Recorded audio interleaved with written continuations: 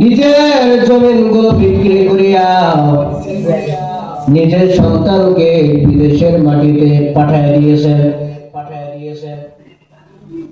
সন্তানকে বিদেশের মাটিতে পাঠানোর পর ওই সন্তান কয়েক মাস যাওয়ার পরে স্ত্রীর কথা শুই না, শ্বশুর শাশুড়ির কথা শুই না, নিজের পিতা মাতাদেরকে ভুলে গেছে। পিতা মাতা না এরকম 20 বছর অতিক্রম করার পর সন্তান বিদেশ থেকে বাসায় চলে আসছে, শ্বশুর বাসায় আসছে। বারবার স্ত্রী খেয়াল করে আমার স্বামী যেন ওনার বাসায় যেন না যায়, খেয়াল করতেছে। এর ভিতরে হঠাৎ স্বামী ওনার স্ত্রীর চোখ ফাঁকি দিয়া আব্বা আম্মার টানে বাসার দিকে রওনা দিয়েছে। সন্তান 20 বছর আগে বাসার থেকে চলে গেছে, 20 বছর পরে আসছে। রোড ঘাট বেশি মনে নাই, চিনতে পারতেছে না। সন্তান ওনার ওই বাসার যে রোডটা, ওই রোডের ভিতরে ঢুকছে। ওনার মনে পড়ছে আমি যখন 20 বছর আগে আমার বাসার থেকে বাহির হয়েছিলাম, 20 বছর আগে দেখেছিলাম আমার বাসার পাশে একটা চায়ের দোকান ছিল। এখন তো দেখি সেই চায়ের দোকান।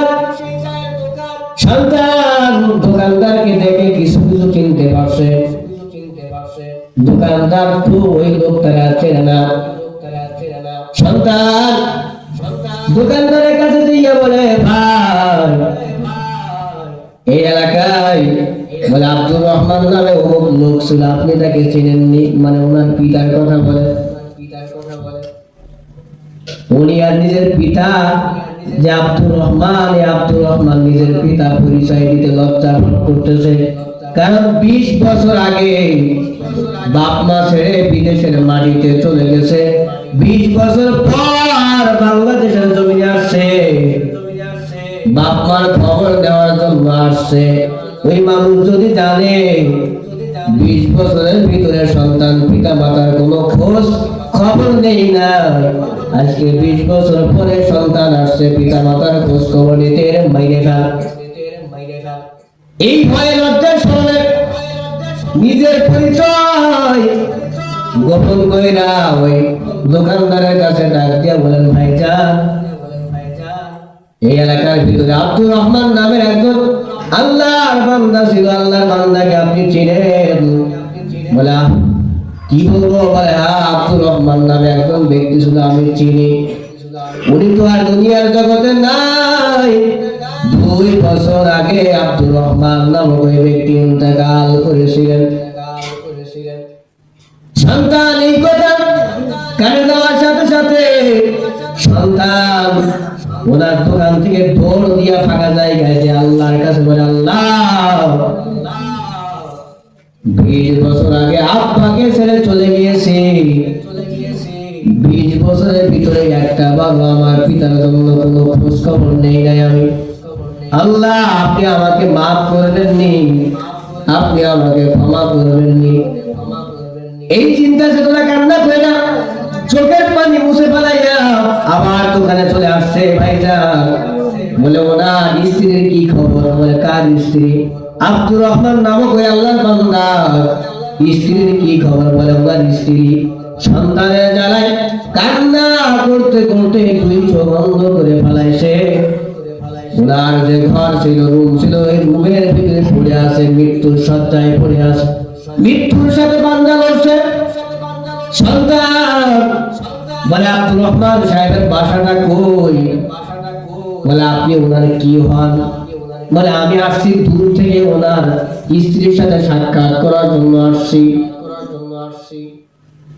বলে ওই যে আব্দুর রহমান সাহেবের বাসা। সন্তান ওখান থেকে দৌড় দিয়ে যাইয়া বাসার দরজায় যায়, দেখে বাসার দরজায় বাহির থেকে লাগানো। বলে আসসালামু আলাইকুম ওয়া রাহমাতুল্লাহ, কে আছেন মা? ঘরের ভেতর থেকে দরজা খুলে আম্মা জান বলে, কে? আমি একটা সন্তান পাইছি, 20 বছর আগে আমি আপনাকে ফালায়া চলে গিয়েছিলাম। 20 বছরের ভিতরে একটা বারের জন্য কোনো খোঁজ খবর নেই নাই। 20 বছর পরে আমি আসছি, আপনি আমাকে ক্ষমা করবেননি। সন্তানের ওই ক্রন্দন দেখা আম্মা জান নিজের সন্তানটাকে বাবা ভইলা কোলে জড়াই দিছে।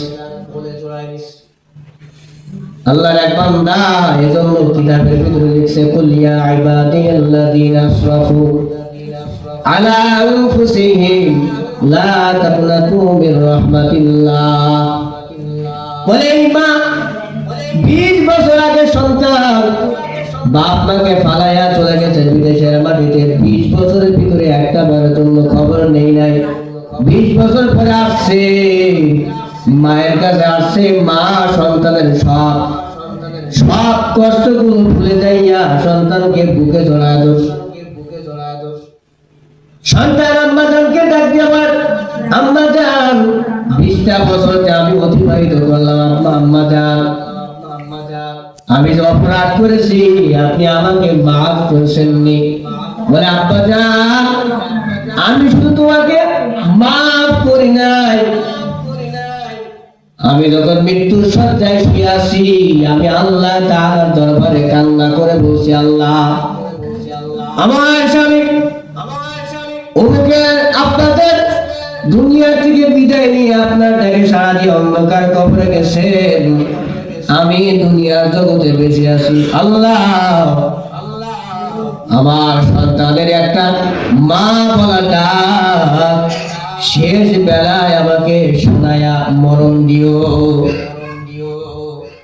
আমি আল্লাহ তাআলার দরবারে 1000 বার দোয়া করার পরে মনে হয় আমার দোয়া আল্লাহ পাক কবুল করছে। এখন আমি মৃত্যুর শয্যায় শুয়ে আছি, আব্বা আমার মনের ভিতরে কোনো কষ্ট নাই, আমি তোমার সব দুঃখ কষ্ট আমি ভুলে গেছি। শুধু তাই নাই, আমি তোমাকে মাফ করে দিয়েছি।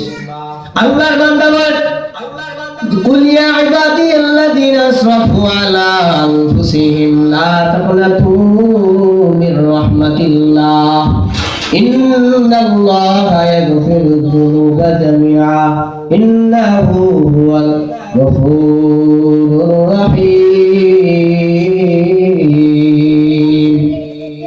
এই কালামে জিন্দা কুরআনে হাকিম, হিকমতে উলায়া জালাসতু কারীম, জামিউল ইলমি ফিল কুরআনে হাকিম, তাকাসার আদম ওয়া ফাহামুর রিজালি, বাকা কুরআন কালামুল্লাহ বসনু কাদিমাস্তি নঈন তু যাও, সুন্নতে আহমদ তু যাও, বা মুহাম্মদ কাইবুয়াত নিসবত তোরা। একটুখানি নেকের তরে রোজ হাসরের মাঠেতে বাবা ঘুরবে ছেলের পিছে, ছেলে বাবার আগেতে। আহা তেমন কঠিন দিনেতে নামাজ তোমায় পড়বে নাও, ঠিক মতো পড়িলে নামাজ জান্নাত তোমার ঠিকানা। এত আমরা অপরাধ করি, এত গুনাহ করি, আল্লাহ পাক রব্বুল আলামিন বলেন, বান্দা তোমরা আমাকে ডাক দাও, আমি আল্লাহ পাক রব্বুল আলামিন তোমাদের ডাকে সাড়া দিব। শুধু তাই নয়, আমি আল্লাহ পাক রব্বুল আলামিন তোমাদের জীবনের গুনাহগুলো মাফ করে দিব।